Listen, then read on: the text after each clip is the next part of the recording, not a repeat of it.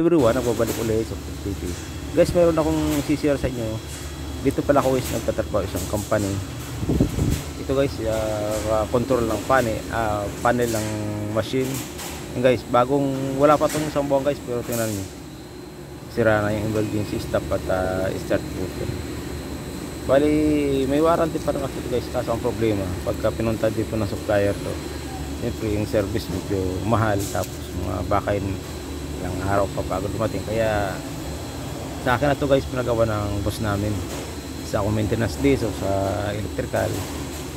Yan guys, emergency stop, naka normally close naman yan, kaya gumagana ang machine yan guys. Hindi ko na in-stop kasi napaka importante ng production sa mga ganito. Pag minuto, napakahalaga ng production na ginagawa. Yan guys, meron na ako dito na kuhang guys. Kung napada ka sa akin channel, paki-like, paki-subscribe at paki-double button na rin para update ko yung video na upload guys. Salamat sa inyo guys. Yan guys, na ilagay na namin yung bago.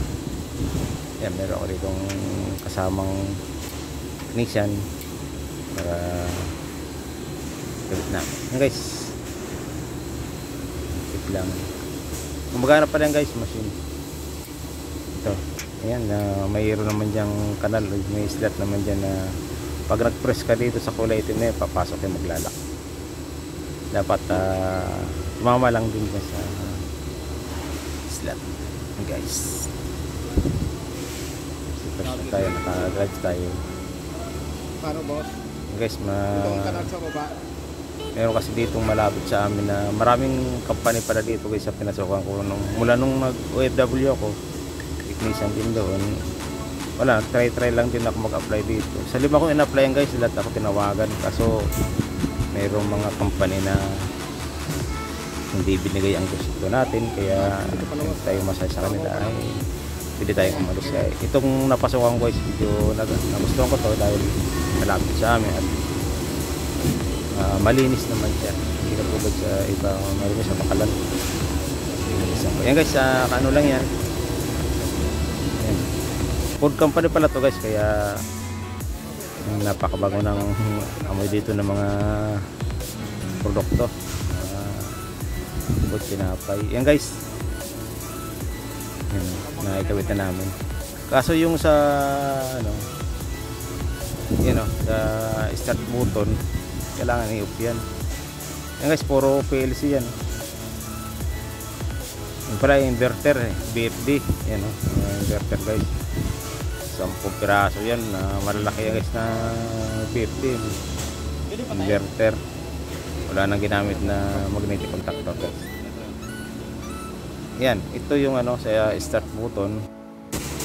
Wala akong nakuhang kaparehas, pero gagamitin ko dito yung same contact ng dating nakalagay para magamit ang mga operator. Guys, nabangga pala to guys ng mga rack yung pinapatungan ng mga ginagawang grid ng produkto. Siyempre mga operator siguro dahil natulak, puno, hindi makita nila, nababangga. Siyempre napaka-importante guys ng ng emergency stop, lalo na pagka ma-accident yung kasama mo, ipintin mo agad yan, mamatay ng machine.